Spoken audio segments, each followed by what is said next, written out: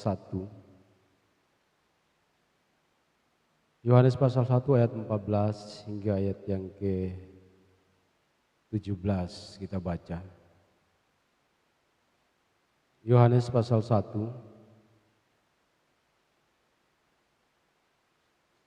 ayat 14 hingga ayat yang ke-17. Ya, bagian firman ini sering dibacakan waktu perayaan Natal. Tapi hari ini kita belajar khusus firman Tuhan ini. Kalau sudah dapat kita akan baca sama-sama Yohanes pasal 1 ayat 14 hingga ayat yang ke-17. Ya, sudah dapat kita baca. Ya, yang lain biar boleh lihat di slide. 1, 2, 3. Firman itu telah menjadi manusia dan diam di antara kita. Dan kita telah melihat kemuliaannya, yaitu kemuliaan yang diberikan kepadanya sebagai anak tunggal Bapa, penuh kasih karunia dan kebenaran. Yohanes memberi kesaksian tentang dia dan berseru katanya, inilah dia yang kumaksud ketika aku berkata, kemudian daripada aku akan datang dia yang telah mendahului aku, sebab dia ada sebelum aku. Karena dari kepenuhannya kita semua telah menerima kasih karunia demi kasih karunia. Sebab hukum Taurat diberikan oleh Musa, tetapi kasih karunia dan kebenaran datang oleh Yesus Kristus. Saudara yang kasih dalam Tuhan Yesus, demikian bacaan renungan firman Tuhan yang kita pelajari pada saat ini. Dan saya berikan satu tema sederhana, yaitu hidup di dalam Kristus. Saudara yang terkasih dalam Tuhan kita Yesus Kristus, setiap hari kita menjalani kehidupan kita masing-masing dengan bergumul.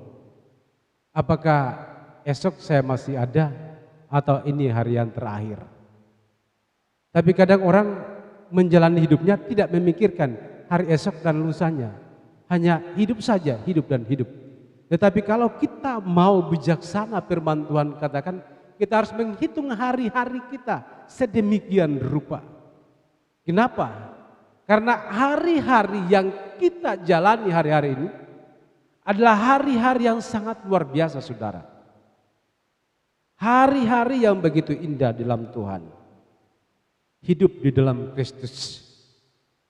Hanya kita pilih hidup kita hari ini, sepanjang hari ini. Apakah kita benar hidup di dalam Kristus atau kita ada di luar Kristus. Maka yang sangat penting setiap hari kita bawa hidup kita untuk terus berada di dalam Kristus. Entah kita di tempat kerja, di kebun dan di mana saja. Izinkan Roh Kudus menuntun hari-hari hidup kita. Amin, saudara. Kenapa? Karena terlalu indah bersama dengan Tuhan. Terlalu luar biasa, saudara. Firman Tuhan di sini dikatakan bahwa firman itu telah menjadi manusia dan diam di antara kita. Nah, Yohanes bercerita tentang hal ini bahwa Yesus yang sudah menjadi manusia sudah ada dan sudah hidup. Mereka adalah saksi mata dari kejadian tersebut. Sesungguhnya firman itu ada. Yesus itu adalah firman itu sendiri. Ayat yang pertama, pada mulanya adalah firman. Nah, saudara yang kasih dalam Kristus, kita lanjut, dia katakan, dan kita telah melihat kemuliaan, yaitu kemuliaan yang diberikan kepadanya sebagai anak tunggal Bapa, penuh kasih karunia dan kebenaran. Ternyata Yesus dua hal yang luar biasa ini. Dikatakan dia penuh dengan kasih karunia dan kebenaran yang ada dalam Kristus Yesus. Nah, kalau kita berbicara tentang kasih karunia, sesuatu yang luar biasa, saudara. Di dalam perjanjian lama ada banyak orang, ada banyak hamba Tuhan yang oleh karena kasih karunia Tuhan mereka bisa ada dan hidup. Kalau kita ambil contoh yang pertama, Abraham dipilih Tuhan dari keluarga yang tidak mengenal Tuhan. Dipilih Tuhan karena kasih karunia Allah, dia dipilih Tuhan untuk menjadi satu-satunya teladan bagi bangsa-bangsa di dunia. Dan dia dikatakan sebagai bapa orang beriman. Dan kalau kita berjalan lagi, kita melihat bagian firman Tuhan yang lain. Ada Yusuf yang secara manusia tidak mungkin dia menjadi mangku bumi atau perdana menteri di Mesir. Tetapi oleh karena perkenanan Tuhan, oleh karena pilihan Tuhan yang mustahil bagi manusia, Tuhan buat menjadi nyata. Itu karena pilihan Tuhan. Dan kemudian kalau kita lihat lagi, ada Ester di tengah kerajaan yang bukan kerajaan mereka. Mereka adalah buangan. Bangsa buangan, bangsa yang telah ditaklukkan. Tetapi karena kasih sayang Tuhan yang ajaib, yang tidak mungkin, Ester, Tuhan ubah menjadi ratu di kerajaan yang dipimpin oleh Ahasuerus, menggantikan ratu yang sebelumnya. Saudara, hal-hal yang mustahil, hal-hal yang tidak mungkin, tapi Tuhan memungkinkan. Kenapa? Karena Allah turut bekerja dalam segala sesuatu untuk mendatangkan kebaikan bagi orang yang mengasihi Dia. Jadi alasan terbesar Tuhan memilih kita supaya kita terus mengasihi Dia seumur hidup kita. Kita hidup di dalam firman-Nya. Nah, Dia penuh kasih karunia. Jadi kasih karunia-Nya itu tidak terbatas mulai dahulu sampai sekarang dan selama-lamanya. Tapi saya tidak fokus bahas tentang hal ini.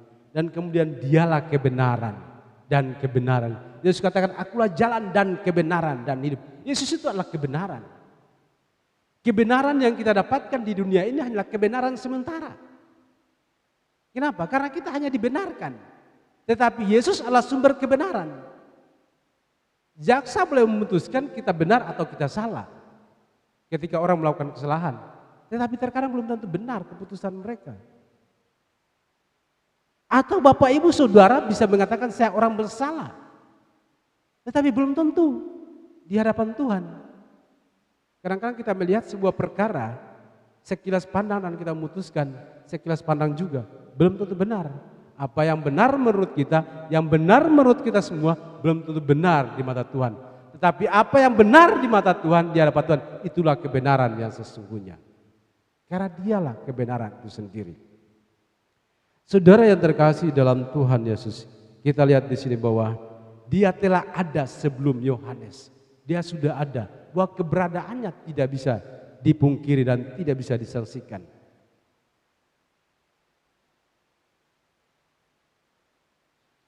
Dan selanjutnya di ayat yang ke-16, karena dari kepenuhannya kita semua telah menerima kasih karunia demi kasih karunia. Kepenuhannya berarti Kristus, kepenuhan segala sesuatu ada di dalam Dia. Amin. Ya, tidak ada yang tidak ada dalam Dia. Apapun di dunia ini ada, Tuhan tahu karena Dia pencipta langit dan bumi dan kita semua. Dan kita lihat pada ayat yang ke-17. Sebab hukum Taurat diberikan oleh Musa, tetapi kasih karunia dan kebenaran datang oleh Yesus Kristus. Saudara yang kasih dalam Tuhan, kita akan fokus sedikit di bagian ayat ini. Saudara, di sini dikatakan sebab hukum Taurat diberikan oleh Musa, tetapi kasih karunia dan kebenaran datang oleh Yesus Kristus. Saudara yang kekasih dalam Tuhan, ya, selalu kita berbicara tentang Taurat, hukum Taurat begitu luar biasa. Perjalanan bangsa Israel dari tanah Mesir keluar menuju Kanaan adalah sesuatu yang luar biasa dalam kasih karunia Tuhan. Kenapa? Mereka adalah bangsa yang terjajah, bangsa yang telah terbuang, bangsa yang karena kelaparan harus mengungsi. Tapi kemudian Tuhan panggil mereka keluar dan pergi ke tanah yang telah diberikan Allah kepada Abraham. Yang dijanjikan Tuhan, karena Tuhan telah berjanji 400 tahun kemudian anak cucumu akan kembali ke negeri ini. Dan itu harus digenapi, saudara. Dan banyak hal yang mustahil dalam perjalanan mereka. Kalau kita baca selidiki ayat Alkitab, dari pasal demi pasal bahkan ayat demi ayat, dalam perjalanan mereka dari tanah Mesir sampai ke Gunung Sinai, tidak diberitakan ada berapa banyak orang yang meninggal di situ. Setelah mereka menerima hukum Taurat sampai masuk Kanaan, ribuan yang meninggal. Saudara, kenapa? Karena sudah ada hukum. Saudara, ada hukum. Kalau Anda baca di dalam Imamat pasal 3 sampai pasal 7 itu tentang korban persembahan. Orang yang berbuat dosa harus memberi korban persembahan.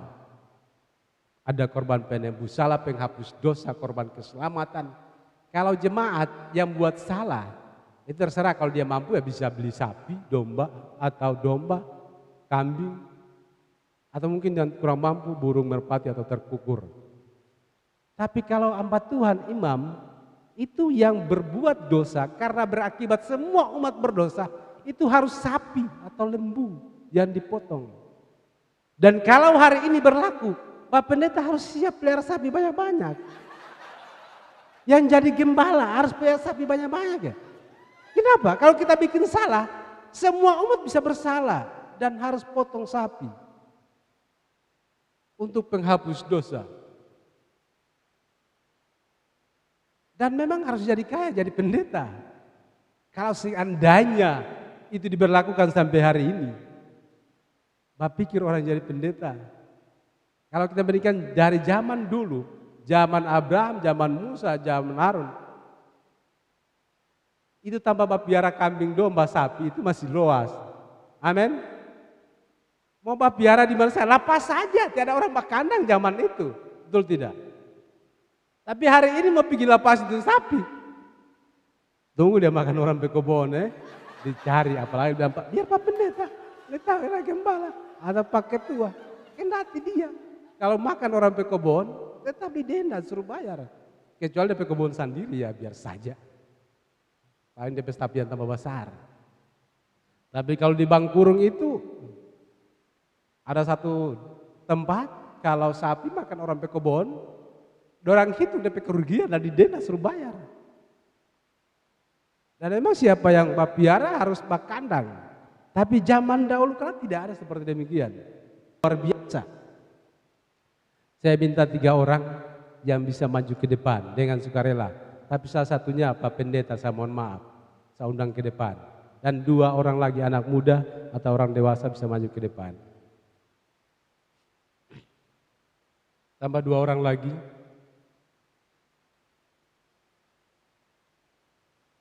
Saya tidak jual, tidak. Coba diri saya di depan. Satu orang lagi. Kalau saya ada muda biar orang tua juga boleh, tidak apa-apa.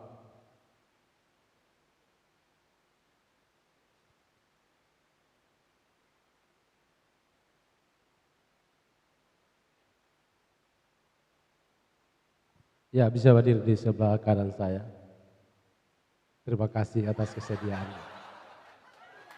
Bapak Ibu, saya ambil sebuah ilustrasi begini.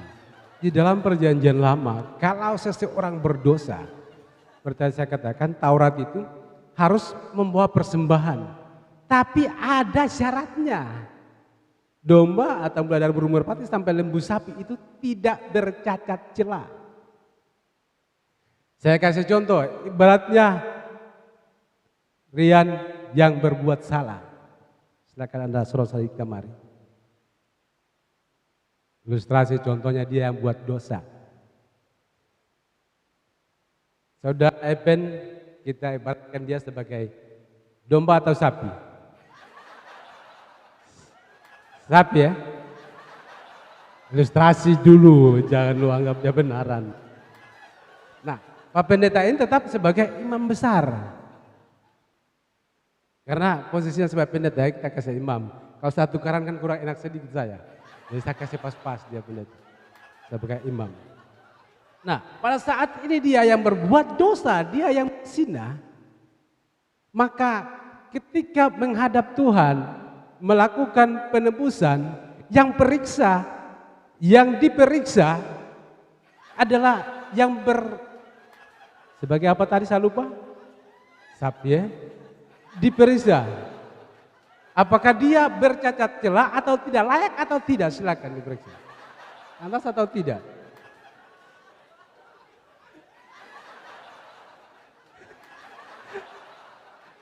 Bagaimana? Bisa? Pantas.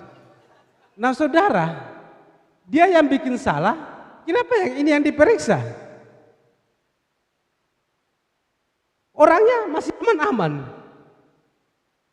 Yang diperiksa yang ini, korbannya. Layak atau tidak, pantas atau tidak. Kenapa ini tidak diperiksa? Kalau di dunia nyata kita sekarang, yang bersalah tetap dia yang diperiksa, betul tidak? Masa orang lain mencuri, baru pendeta batuan atau yang lain yang diperiksa, apalagi di penjara, nanti masuk di akal, betul tidak? Tetap yang bersalah yang harus diperiksa. Nah ini dia yang buat kesalahan, ini yang diperiksa, pantas atau tidak. Kalau imam besar sudah mengatakan layak, tahir, kudus, sudah diperiksa sampai DP kuku, diperiksa, pantas tidak. Gigi dilihat, telinga dilihat, DP bulu, kulit dilihat, pantas atau tidak. Karena tidak bercacat celah. Umurnya pun ditentukan.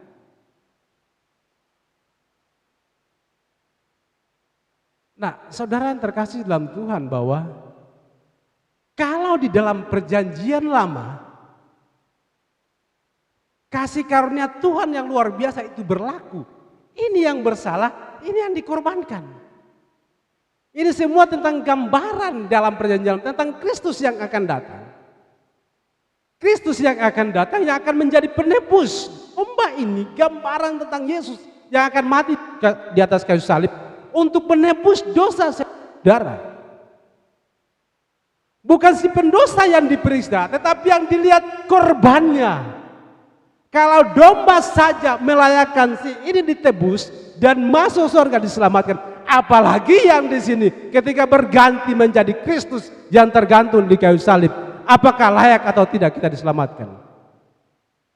Lebih layak lagi, amin. Terima kasih, silakan duduk. Jangan minta maaf setiap soal.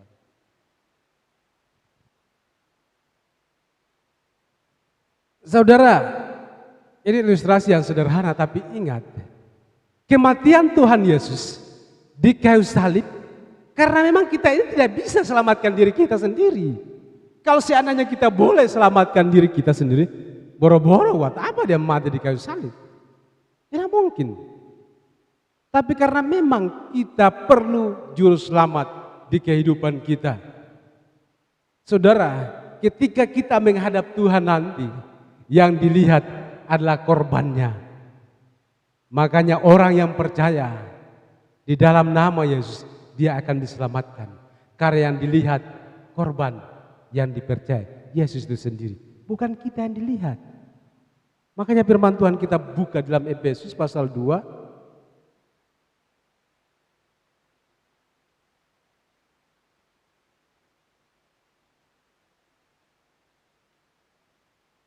ayat 8, kita baca sampai ayat 10 saja.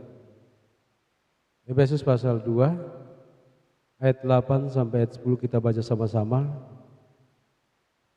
Sudah dapat kita baca 1, 2, 3. Sebab karena kasih karunia kamu diselamatkan oleh iman, itu bukan hasil usahamu, tetapi pemberian Allah. Itu bukan hasil pekerjaanmu. Jangan ada orang yang memegahkan diri. Karena kita ini buatan Allah, diciptakan dalam Kristus Yesus untuk melakukan pekerjaan baik yang dipersiapkan Allah sebelumnya. Ia mau supaya kita hidup di dalamnya. Saudara, jelas sekali di sini bahwa tidak ada andil kita tentang keselamatan itu. Kita hanya diminta untuk percaya Yesus. Percayalah kepada aku, kata Tuhan. Percaya saja. Tetapi dalam sebuah kepercayaan yang sungguh kepada Allah, itu ada respon dalam tingkah laku dan perbuatan. Tidak sekedar hanya di bibir mulut mengaku percaya, tetapi dalam keseharian tidak menunjukkan tentang hidup sebagai orang percaya itu. Makanya harus seimbang perkataan dan perbuatan. Iman tanpa perbuatan pada hakikatnya adalah mati. Makanya harus seimbang. Tidak bisa cuma kita bertutur kata.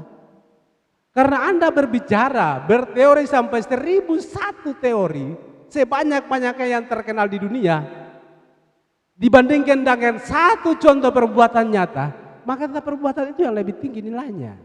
Amin. Amin. Cuma omong kosong saya dia, maka merana galal salita kemadang. kita akan lihat perbuatannya. Nah, kalau Yesus berteori tentang firman-Nya, kita lihat Yesus apakah benar dia menjadi contoh dan teladan atau tidak. Dia sangat sempurna dalam segala hal. Amin. Dalam Filipi pasal 2, dia mengambil rupa seorang hamba, bahkan taat sampai mati di situ, mati di kayu salib. Bahkan dia berinkarnasi dari Tuhan, mengosongkan dirinya semua menjadi manusia biasa, hanya untuk menyelamatkan umat manusia, supaya yang percaya tidak binasa, melainkan beroleh hidup yang kekal. Hidup yang kekal. Nah, olehnya saudara yang kasih dalam Tuhan, mari kita nikmati kehidupan di dalam Kristus itu dengan sukacita. Jangan jadikan beban. Jangan anggap sesuatu yang berat. Tapi jalani kehidupan kita dengan senang. Karena firman Tuhan kan bersukacitalah. Bersukacita karena Tuhan sudah menjadi penebus kita.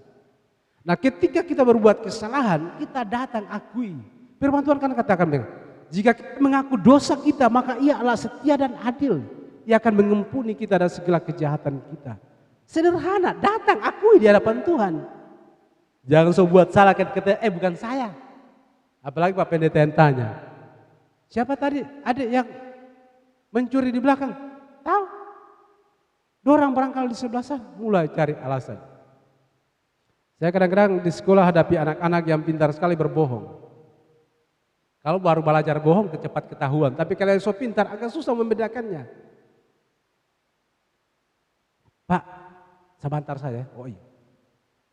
Begitu ketemu, maaf Pak, saya lupa sebentar saja. DP sebentar ini, sampai besok pasti ada sebentar. Ketika besok dia rubah besok saja Pak. Besok lagi dia rubah besok, nanti habis besok. Nah, yang sudah biasa berbohong dan dianggap biasa-biasa saja, ketemu dia masih senyum-senyum. Anggap biasa. Tapi kalau orang yang jarang berbohong, ketika ketemu orang yang dibohongi, dia akan rasa bersalah. Amin.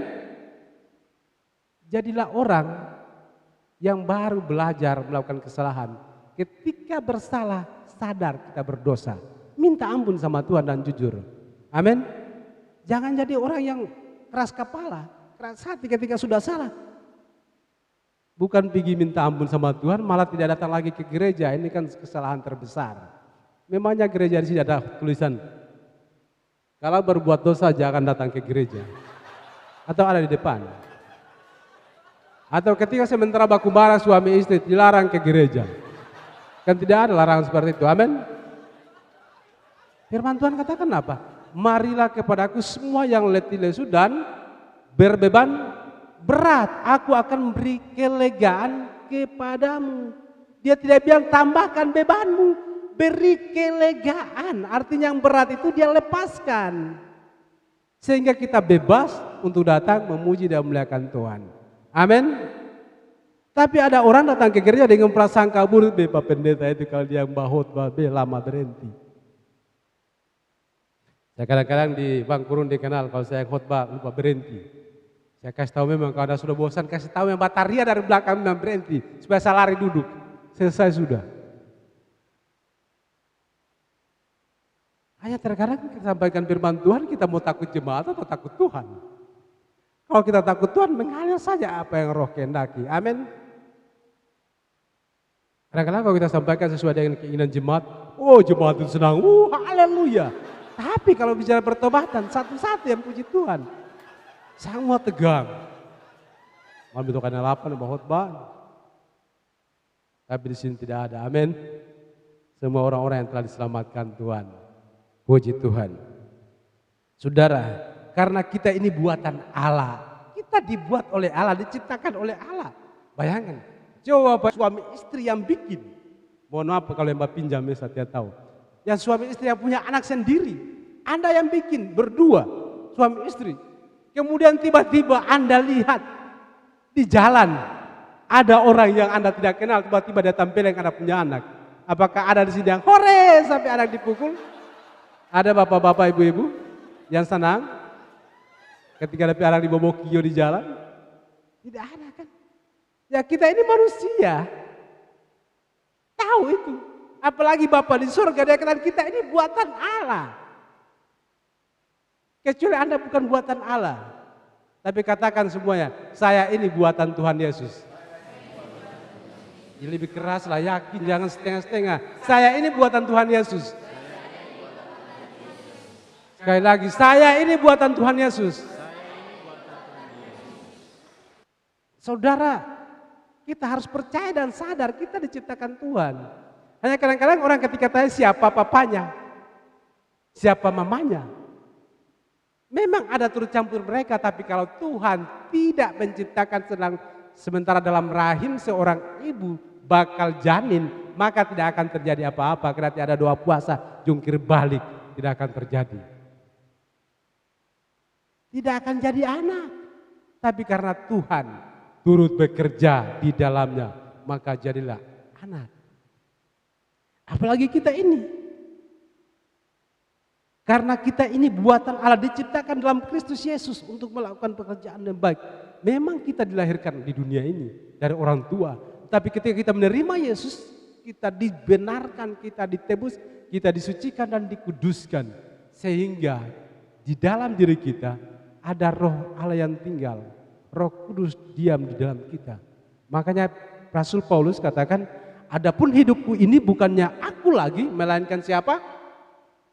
Melainkan Kristus yang hidup di dalamku. Melainkan Kristus yang hidup dalam kita. Bangganya kita saudara. Kemarin kami ikuti kegiatan FKUB ketika diundang foto bersama Baku Haga. Siapa yang paling dekat dengan dari provinsi? Saya sengaja bawa jauh. Bisa, tidak biar saya sini. Kalau Tuhan Yesus yang undang yang panggil, oh saya duluan. Masih manusia, biar saja di samping. Tapi ada bangga orang, oh bawa dekat di situ supaya foto makin keren. Manusia, kita butuh pengakuan, kita butuh pembenaran dalam kehidupan ini. Tapi yang telah terima kita dan mengakui kita apa adanya, Allah Tuhan Yesus. Amin. Bukan apa adanya kita. Karena kita diselamatkan jelas itu. Bukan karena perbuatan baik kita. Tapi semua oleh karena kasih karunia Tuhan. Olehnya itu Bapak Ibu Saudara yang kasih dalam Tuhan. Jalanilah hidup kita ini setiap hari dengan penuh sukacita. Kalau ada bapak-bapak atau ibu-ibu bangun pagi. DP yang dia putar Bapeto, orang Bangkai bilang. Maka itu yang di samping putar musik, lagu rohani, supaya baku lawan yang Bapeto itu. Supaya, karena kalau Bapeto satu dan semua dengar, maka semua akan diciptakan berdasarkan peto tersebut. Tapi coba kalau lagu rohani yang diputar di baku lawan, lama-lama berhenti dia. Maka pujian itu akan menghidupi, menciptakan kita, dia juga terus terjadi.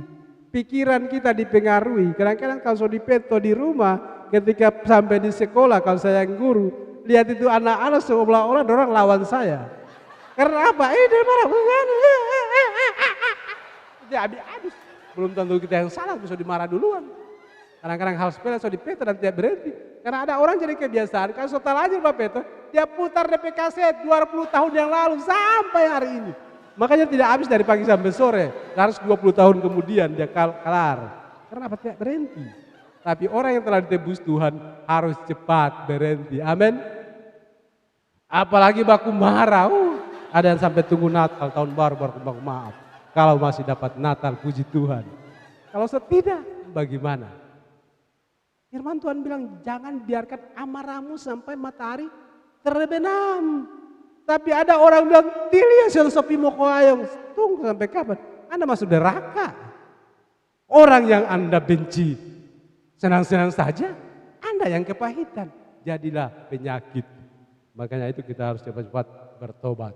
Mengaku dosa. Amin. Karena Tuhan Yesus kita terlalu baik menerima kita. Sebabnya kita ada. Olehnya itu saudara, mari kita hidup di hari-hari ini. Jalani kehidupan kita dengan penuh sukacita, dengan penuh keberanian, penuh pengharapan. Karena Tuhan Yesus selalu ada dan selamanya ada bersama saya dan saudara. Terpujilah Tuhan Yesus. Haleluya. Amin.